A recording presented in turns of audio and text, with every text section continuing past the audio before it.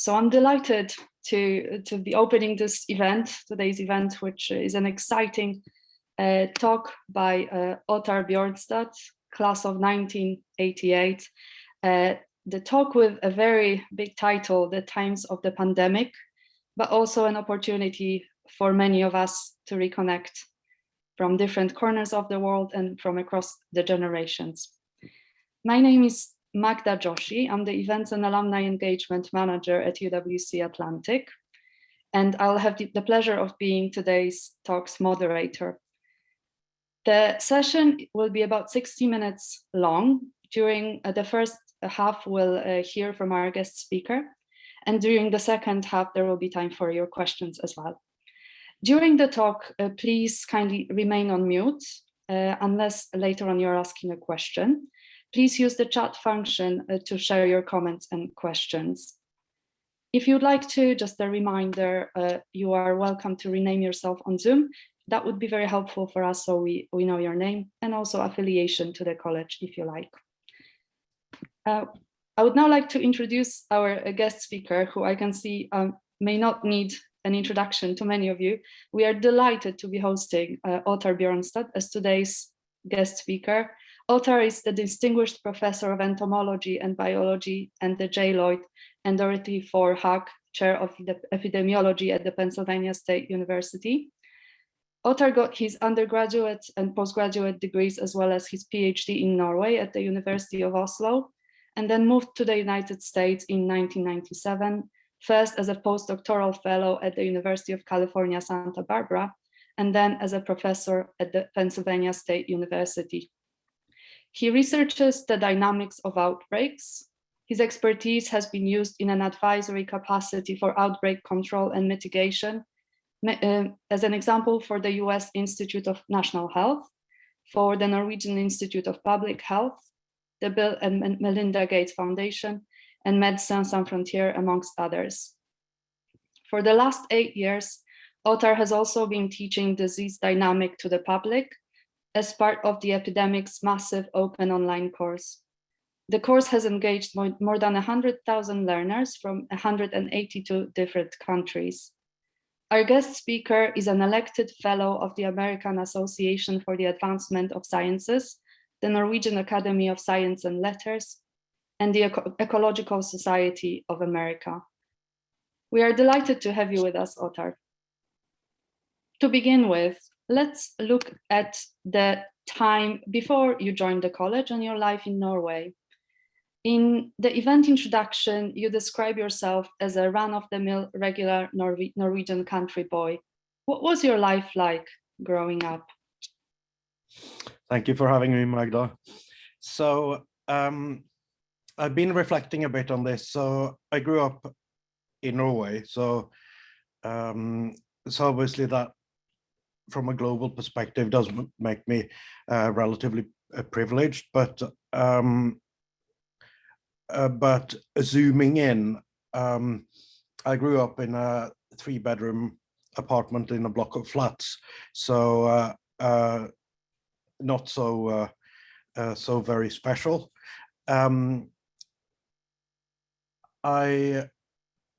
of the recurrent themes that I want to loop back to in this talk is I want to use it as a celebration of the beauty and serendipity of the randomness of life.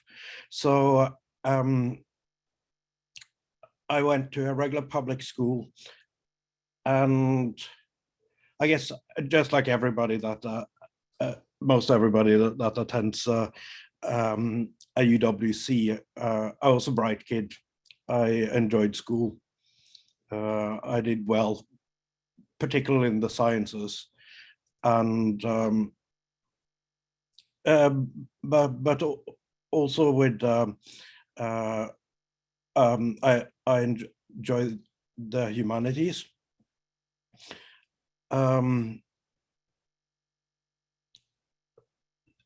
So looping back to the random, the serendipity of life, I had this weird thing when I was in 9th grade.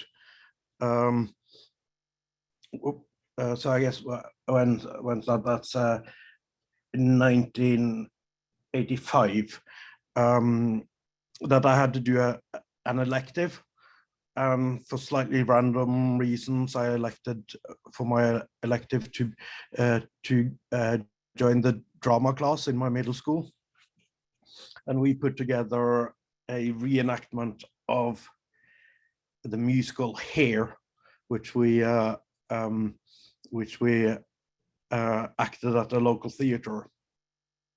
And for reasons that completely baffles me, my drama teacher, who was a wonderful lady, pulled me aside after and said, "Ottar, you should apply to UWC," which of course I'd never heard of. And because she had been stationed overseas at some stage, and so her kids had gone to UWC Southeast Asia for primary school.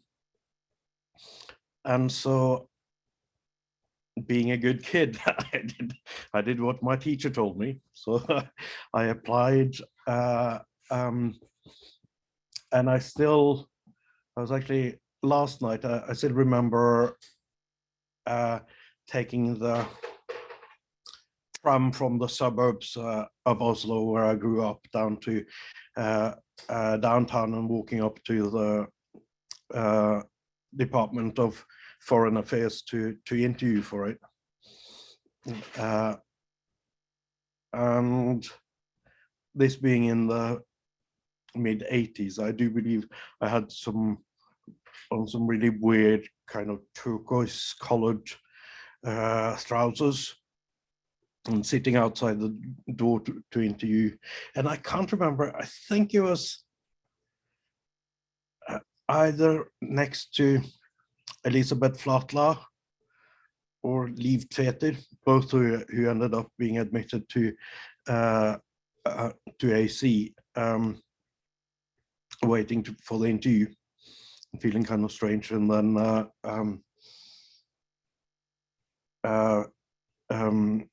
a month later, I got the news that I was going to move to a medieval castle in Wales for the rest of my primary education.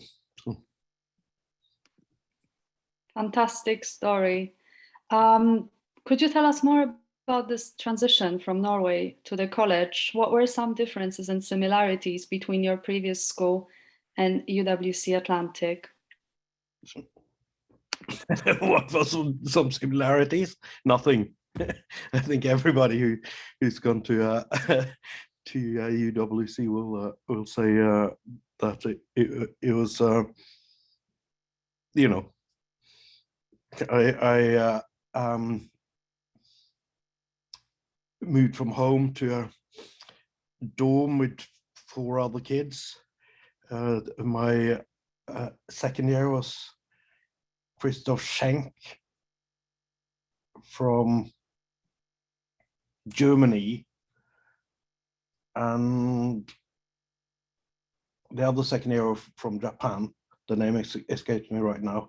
And then my fellow first year was Omar Faze, who has ended up being one of my, though slightly distant, one of my lifelong closest friend. He's a chief surgeon in London now. And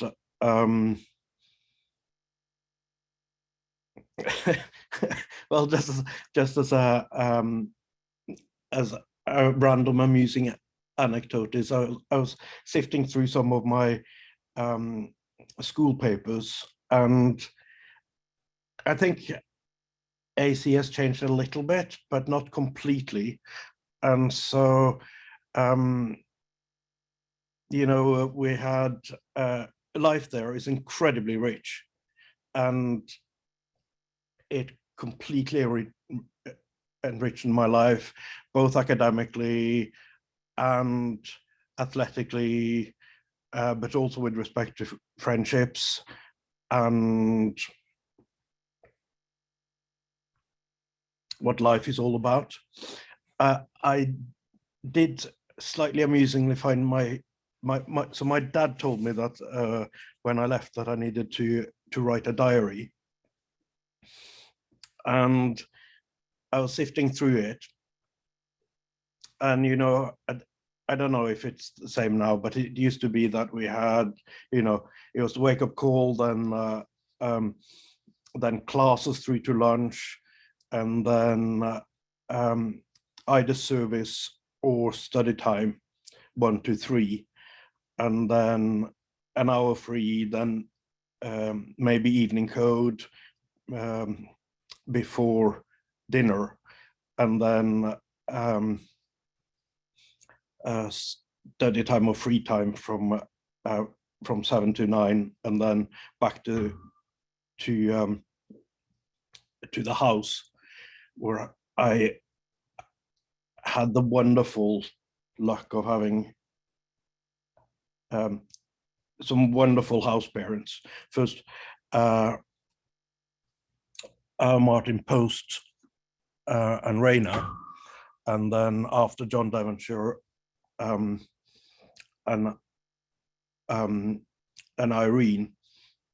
And then so I think this has changed from what I understand, but Lights Out was always at 10:15. I did find my diary, which was great to see. And when I came to Monday, what I found so wonderful about it, I came to Monday, October 6th, and my diary entry says, "See Monday, September 31st." Because that's how regimented our life was there, but in a wonderful way. Yeah. Thank you for sharing. You touched a little bit upon your activities whilst at Atlantic. It would be interesting to hear you say a little bit more about your extracurriculars, about what you like to do, about your favorite places on campus.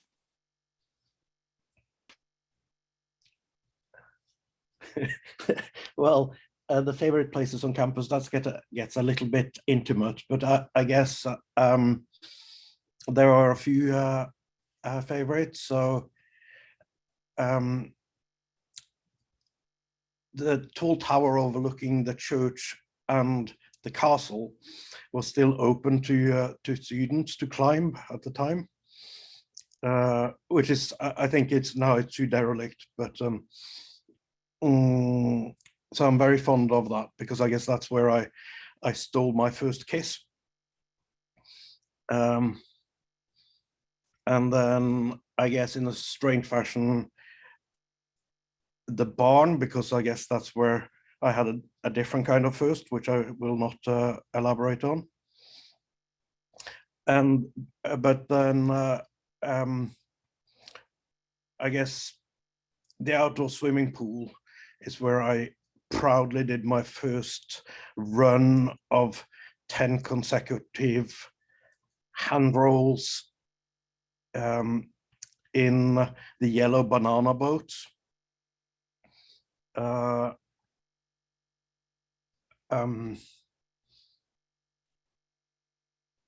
Yeah, and then I guess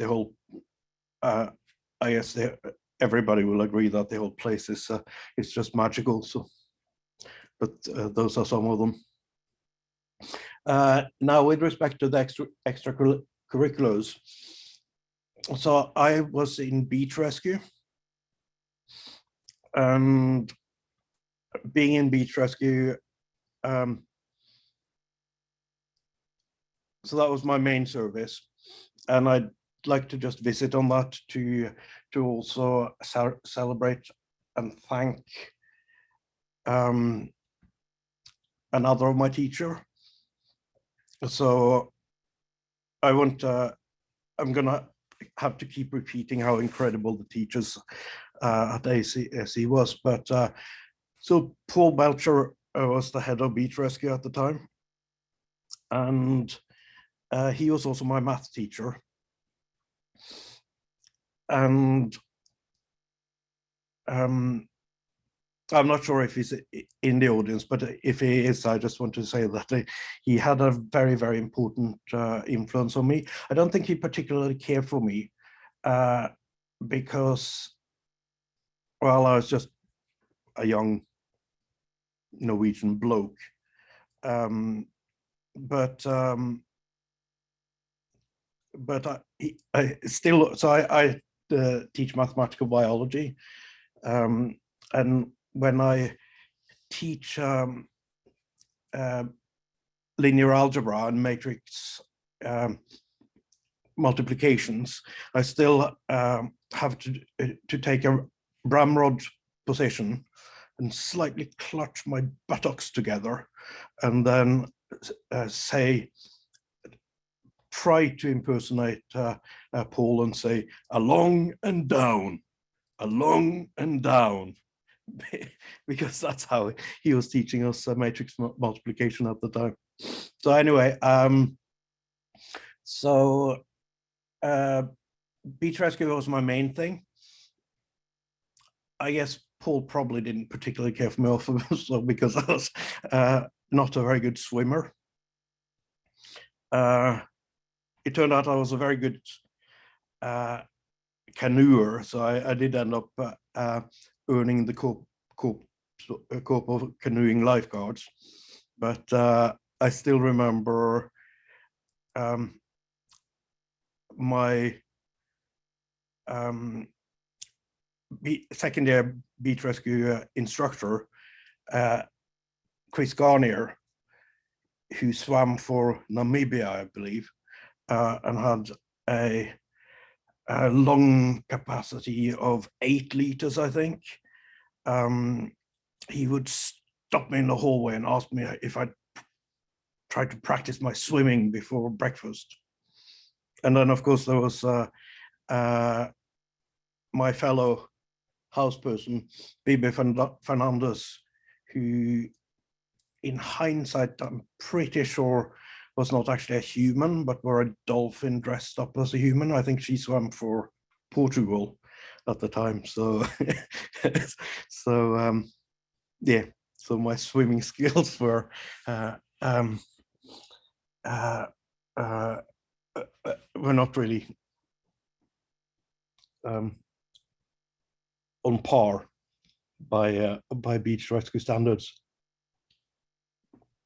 Well, you maybe don't want to highlight your swimming, but the spirit of adventure is definitely, seeps through everything that you say. So there is a lot of that. And that leads me really nicely to my next question, which I know will relate to an important part of your life. After UWC, you participated in the Atlantic College Bhutan expedition, led by Jeff Noyce and patroned by His Royal Highness Prince Charles and Edmund Hillary, and partially sponsored by the Royal Geographical Society. Could you tell us more about this experience? Yeah, so I think this is probably, can you see my screen? Yes, we can. Yeah, and I can see Jeff. So this is, so I just wanted to use this to highlight what I think is, so I guess this is one of the most clear illustration of the magic of UWCs and also the beauty of the randomness and serendipity on life. So,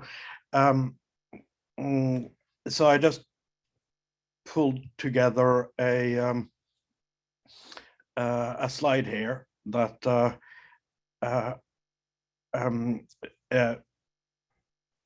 just illustrates a little bit about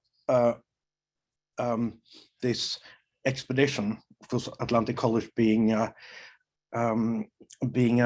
British school, any outing for kids is called an expedition. Anyway, we did have this expedition, and one thing I wanted to share is, actually, let me talk about it first. So, so after we finished our IBs, in June, Jeff took us to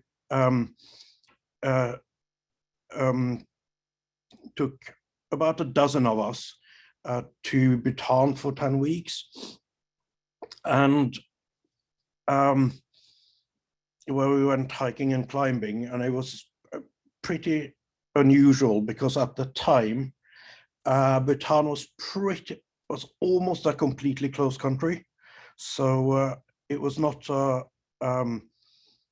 open to, more or less not open to foreigners at all. But of course, Atlantic College being Atlantic College, one of my best friends was the son of the foreign minister of Bhutan, so Tashi Tsering.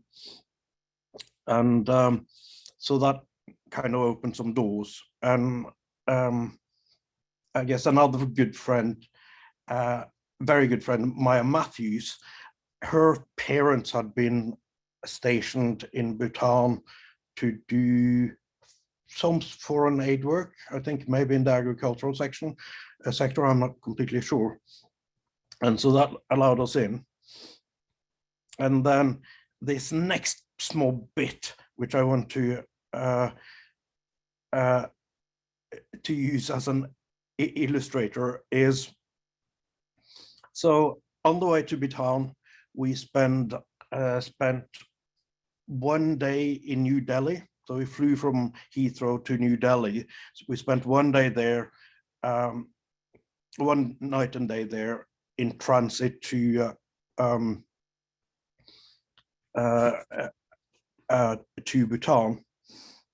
And I just want to quote here from a text that I wrote to some friends a while ago, because in October that year, I got this newspaper clipping from my very a good friend and a fellow beach rescue. She was actually in my group in beach rescue, Nabeshima Shoko, which is a picture, which is a clipping from a Japanese newspaper.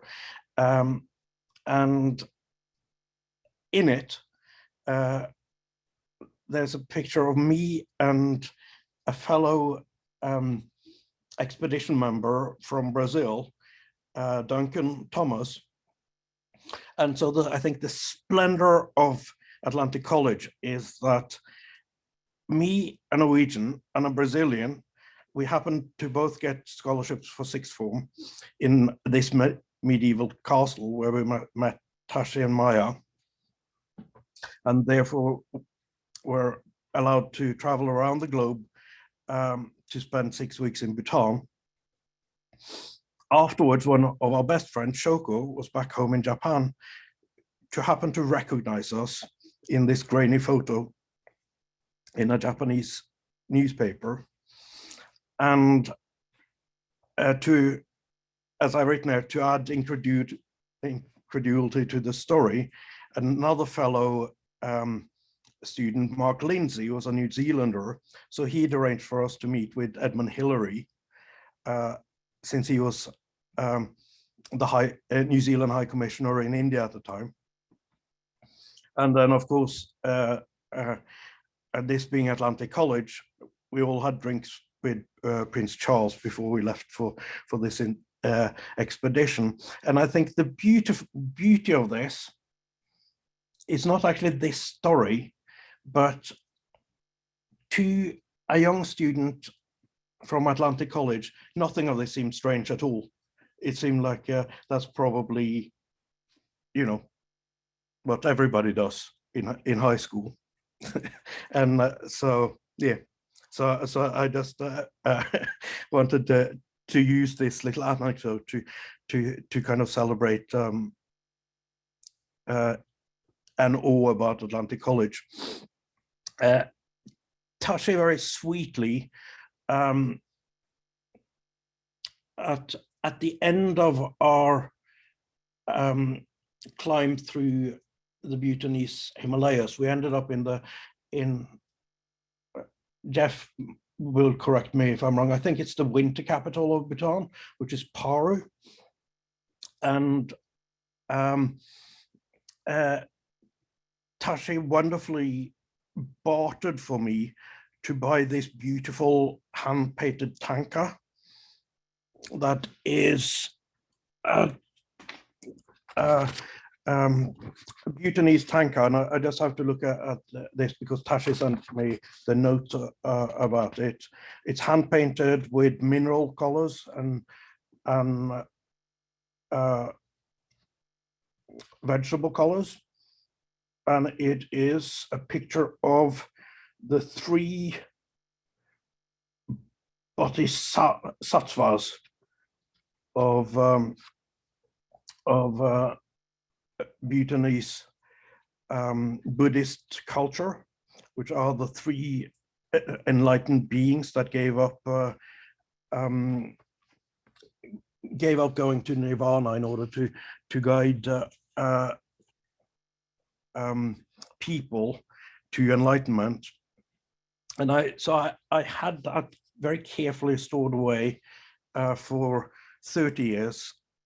And then I found it in when I was moving last year, and it suddenly struck to me that it makes no sense that that's stuck in the basement of a Norwegian expat. So I've gifted that back to Atlantic College now in June, and from what I believe from Pippi is that is going to be that will be exhibited in permanently somewhere in the castle to be unveiled at the maybe at one of the anniversaries of the college next year, together with this Atlantic College report that we had to that we wrote, and some other anecdotes that we wrote after the Bhutan expedition. So if no one else will enjoy it, at least I hope Jeff will.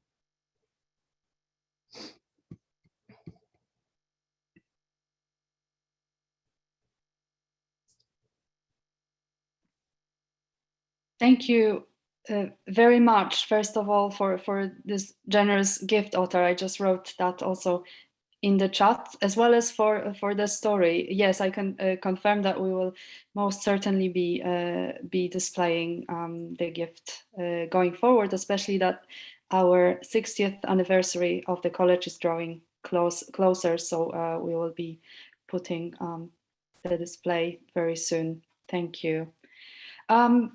Moving a little bit away from travels and back to your connections with the college, maybe bringing it more to your professional life. I just wanted to ask about your transition from UWC Atlantic to higher education and to your studies. Could you tell us a little bit more about that? Yeah, well, so I guess that transition was both very easy and very painful. Like I think for most of us, in that academically it was very, very easy, in the sense that, you know, the academic rigor of AC and I have to return back to the incredible quality of the teachers. I was an easy 1 year ahead of my peers when I returned back to do my studies in Oslo. So I kind of just had to, so I just pretty much, I guess, just slept through the first year at of university in Oslo. I guess the painful transition was about was socially. So I found it very hard to for the first year to connect with my university fellows, and I think many other of my fellow students had this, where I felt that I had all the friends that I needed in the world, except, so I think in my year we were from 72 different countries, and so pretty much all of them were not in Norway. And I know you went to Adriatic College, so I don't know if you had the same thing, but it was just socially, it was very difficult to find motivation to try to get to know any new people, because I had all the people that I wanted in my life, except none of them were in Norway. So that's the easy and the hard part. And then I had wonderful, I guess, so I did my majors in science, so biology, chemistry, and maths with John, my chemistry teacher, probably one of the strongest, most motivating teachers I've had in my life. Paul, as I talked about already, who taught me linear algebra, and Richard Date, who was a great biology teacher. I also don't think he cared for me much, but they were all great. And so that kind of set me up on this trajectory that I've had through studies and through my academic life of studying the mathematics of life. And so I don't know, do you want me to segue into talk about current affairs? Yes, this is exactly what I was going to raise now, because given how life took you in very interesting different directions, and having heard your overview of all the travels and all the activities and everything else, I think now it would be really interesting for us to hear about the core of your professional expertise. You have studied outbreaks for 25 years, and in one slide or two slides, could you try and summarize the current state of affairs in terms of the pandemic? Yeah, so you asked me this, so I've tried.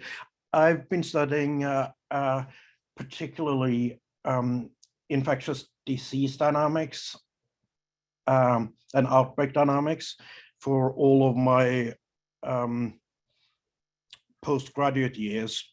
And so I thought what I'd want to do is just in one slightly complicated slide, I want to try to keep the current situation in context.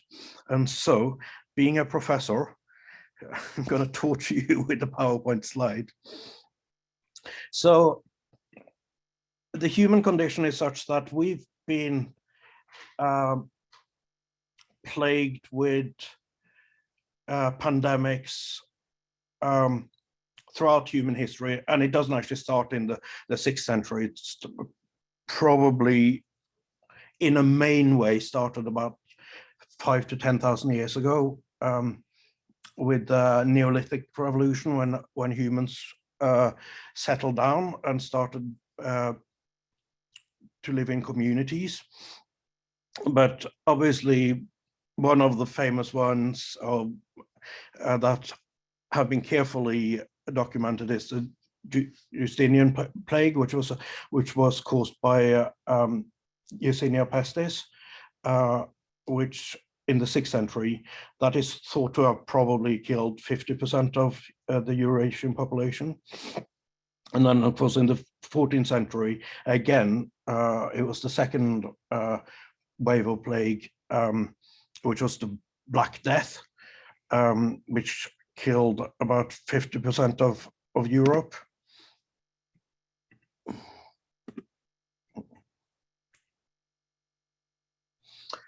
And then to try to be a bit globally equitable, then, of course, following Columbus and the Spanish invasion of the New World,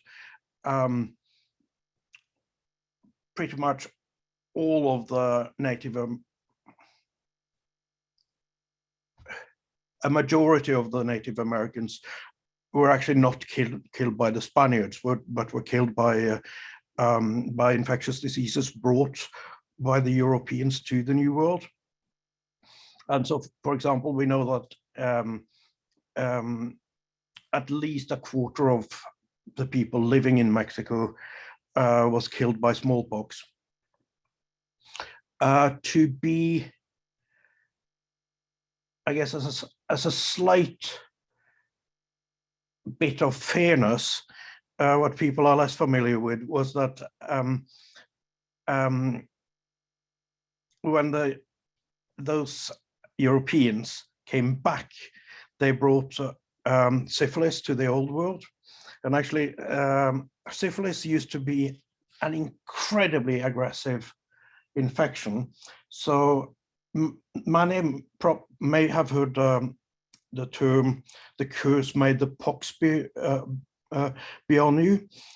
And that is sometimes mistakenly thought of as smallpox, which obviously is a bad one, but it actually refers to syphilis, because syphilis, which was called the great imitator in the old days, because its symptoms were so complicated, was incredibly important and incredibly virulent in the old days. And so I just thought here, for amusement, that I just throw up a slide of some of the people that we know or are pretty sure were syphilitics through the time, which include Tolstoy, Nietzsche, Lenin,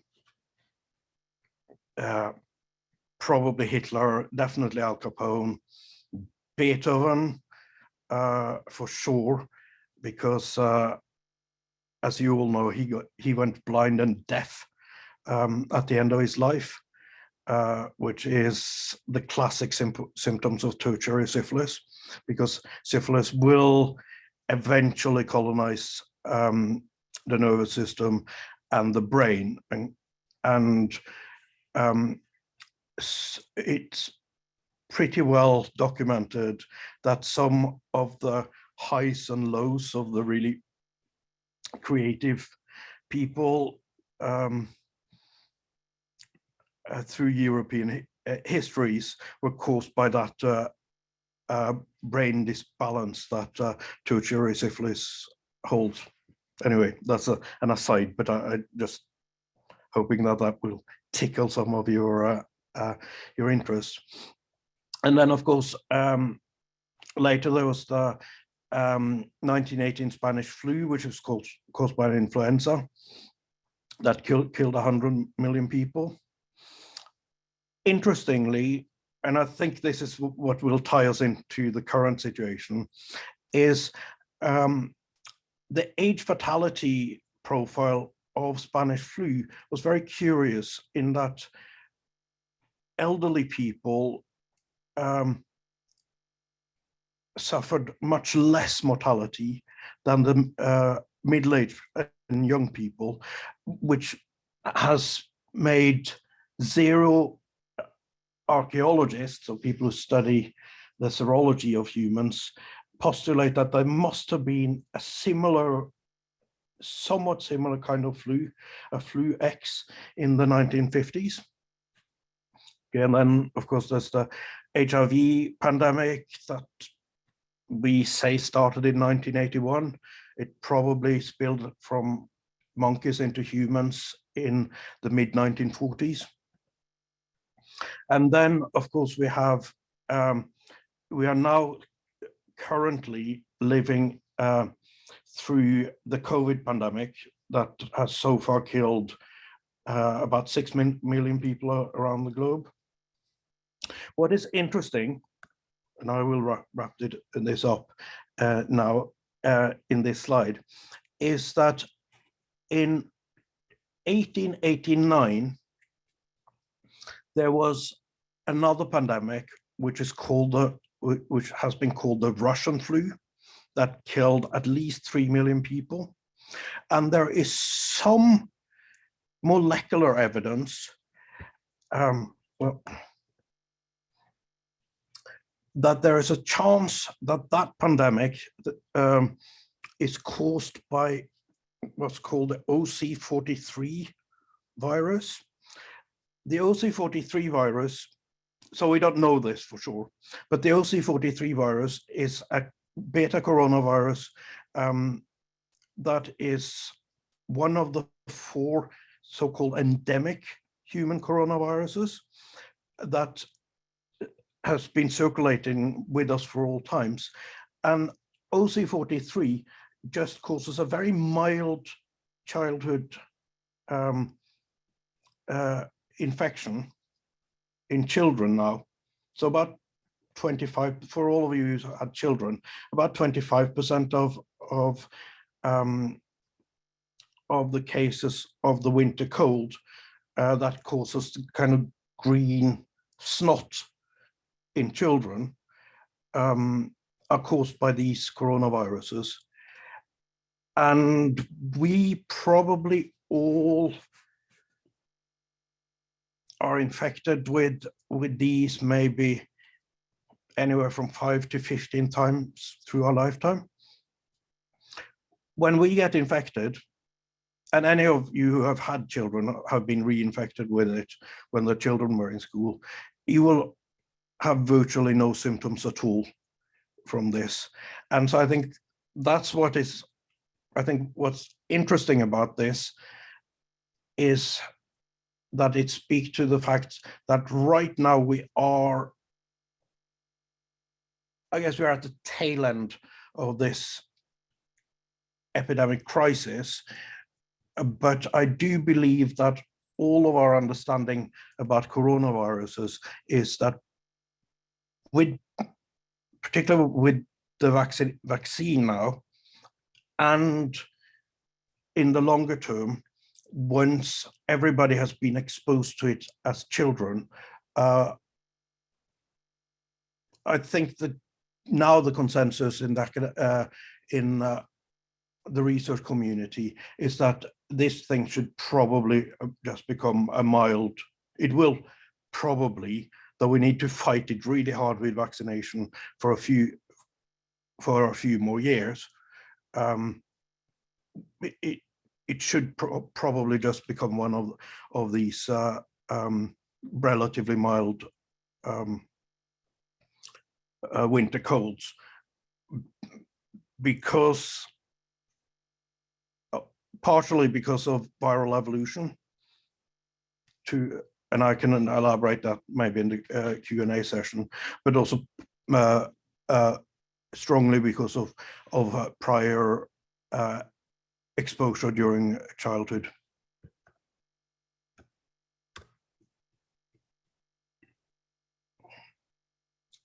And I promised I was going to try to contain this to 10 minutes. And thank you very much, Ottar. That's fascinating. We've had a couple questions come through. There was one sent to me directly, so I'll read this out.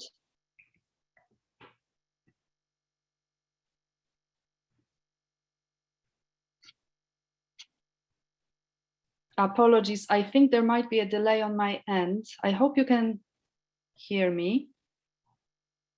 I'm sorry if I'm speaking over you, Ottar. That's just my internet at the moment.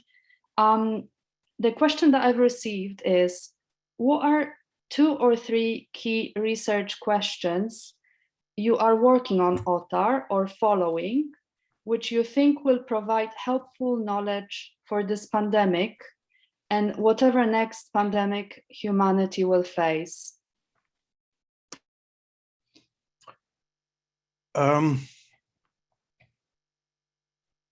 So I work on the epidemiological side of things, so the public health side of things. And I think one of the things, rather than saying what I know, I'll talk about what I was surprised about. So one of the things we didn't anticipate really, and maybe we should, but we didn't anticipate this these rapid waves of displacement of the different variants of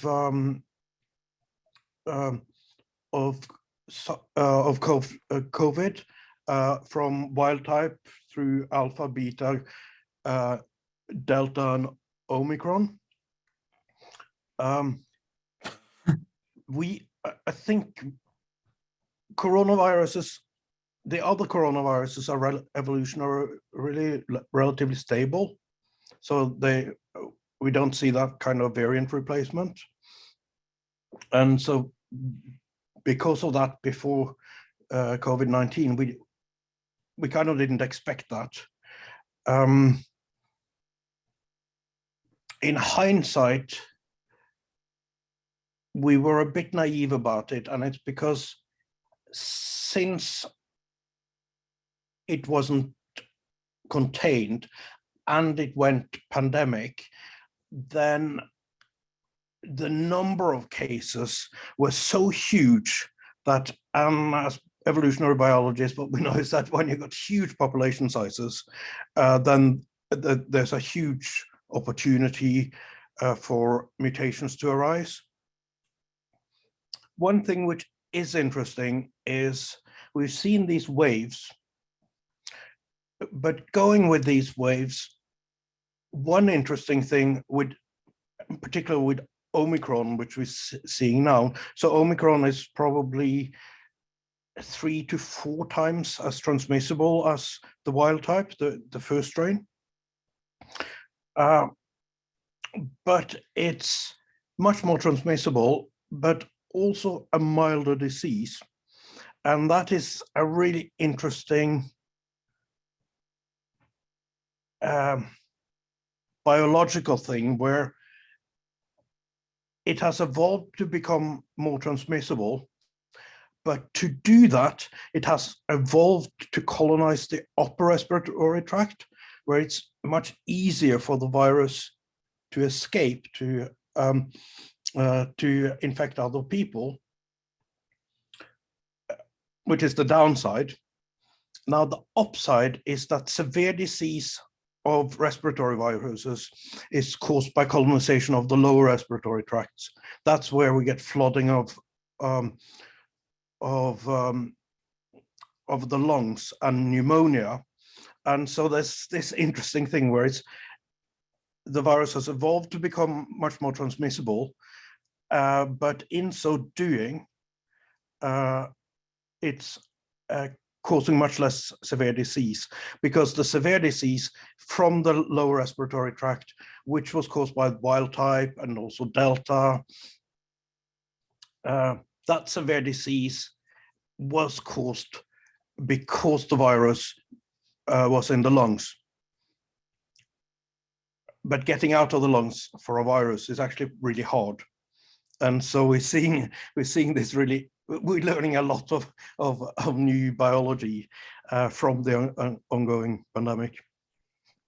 I don't know if that touches on the question. Thank you, Ottar.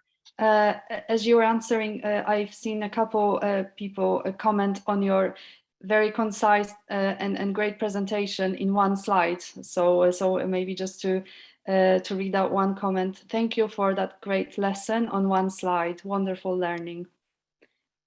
Moving on to our next question. Rachel has a question. Would you like to ask that, Rachel? Yeah. Hi, Ottar. I'm just curious as to what you feel about Hi, Rachel. How are you? Hi. You can see I'm in my lab. It's been 20 years. Yeah, I'm wondering what you think about natural immunity, because there's so many. I've had so many discussions with family members that are anti-vax, and I have a really hard time being involved with the testing early on. And I feel that natural immunity is important as well, but I don't think we can just rely on that, but I wanted your take. Okay, I'm going to go into professorial docenting mode now. So I think there's two really important things to talk about here. So one is there was this misguided idea of natural herd immunity that were floating around early on. And since I spent my life studying this, so that idea is completely misguided.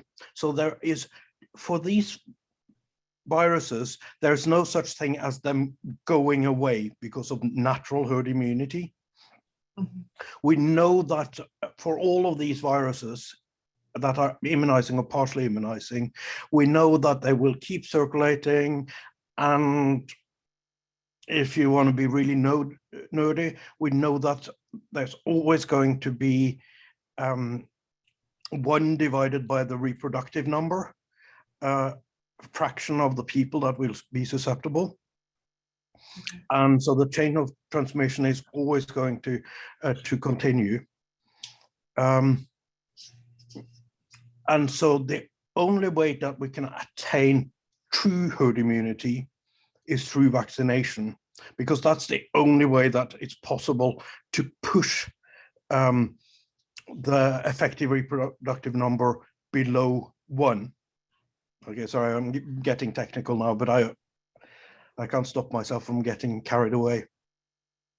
So vaccination, unless you do the kind of extreme lockdown that has been done in some countries to stop contacts altogether, which we know is not sustainable in the long term, because that's not how the human race can live.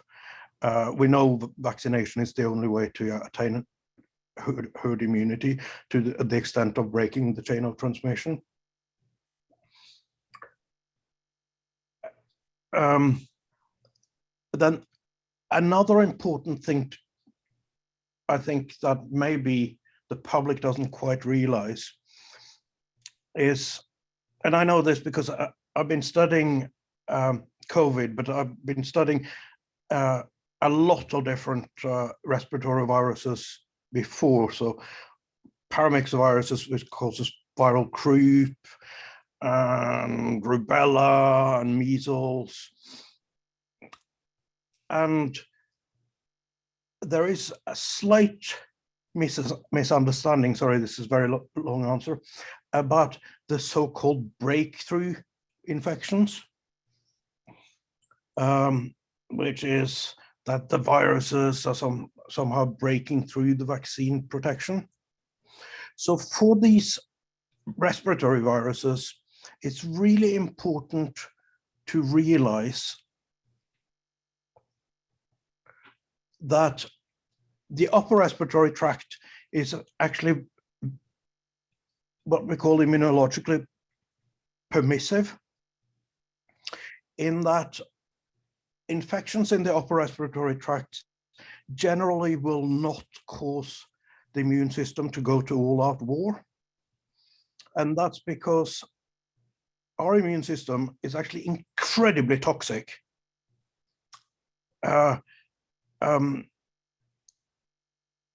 From a physiological point of view, it's incredibly harmful. And actually, our immune system is probably at least more than half of the problem of why so many people died early on from COVID, because colonization in the lower respiratory tract will cause the immune system to go to all-out war and cause all kinds of side effects, cytokine storms and etc. And I'm not going to bore you guys with this. But so therefore, how our immune system is tuned is, so if every time our immune system saw something strange in the upper respiratory tract, that would mean that we would pretty much die every day, because every time we take a breath, we're pulling foreign stuff, pollen or whatever, into the upper respiratory tract. And so therefore the immune system is actually tuned quite carefully to not feel very strongly about infections in the upper respiratory tract. And of course, the nasal cavity is completely permissive. Anything that comes into the nasal cavity, the immune system just says, whatever. And so therefore, I think it's very important to realize that when we retest positive for these respiratory infections, that's almost never a breakthrough infection. That's just our immune system saying, okay, well, this is something we'll contain it up here, and we'll deal with it, and maybe call a little bit of a sniffle, maybe it might cough, but who cares? So that's an incredibly long answer to your question. But I do feel quite passionately that it would be great if the public had an understanding of this. I agree. Thank you very much, Ottar. And I am sorry to be interjecting here, but we have received one more question. I'm very keen to raise this. I appreciate it's nearly time, but it's been submitted by one of our current students, a first year student at the college. And so I just wanted to read it out, and it would be great to have your thoughts on this. She said, thank you so much for your presentation. I don't have any questions on the epidemiology side of things so far, but I really loved hearing your stories from AC. As an alumni, do you have any advice for current and future AC UWC students?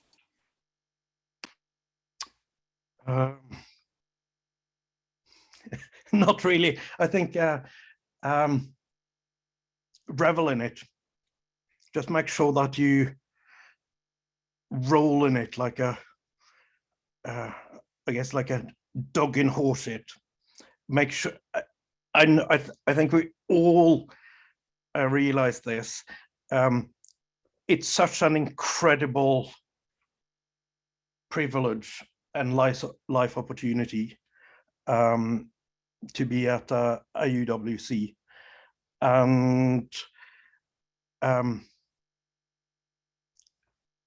And obviously, being a teenager, there's going to be ups and downs, and there's going to be heartbreaks, and you're going to, whatever, have secret crushes, or break up with your boyfriend or girlfriend, or find academics a bit taxing at times, or like me, find that I'm not quite as good at swimming as I hope to be, but just keep in mind what an incredible privilege it is, and that 99.9999% of teenagers do not have this privilege. So just make sure that you celebrate it, and do keep in mind what an incredible, incredible, incredible thing it is to participate in. My guess is that everybody in the audience who are alumni will pretty much agree with me on this.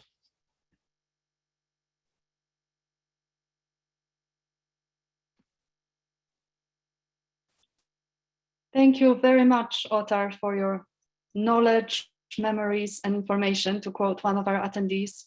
There have been a number of very positive and thankful comments coming through the chat, which I'll be sure to share with you after the talk. So thank you for your inspiring talk and great words. Thank you to all of you who joined us today. I hope you enjoyed today's event. If you have any feedback or suggestions for future talks, I've posted a link to a short online feedback form in the chat, which I'll also be sending by email shortly. It's lovely to see all of you here today, and we hope that you will join us at future events of the Atlantic Circle InConversation series. Have a great rest of your day, and thank you very much once again to you, Ottar. Goodbye. Thank you.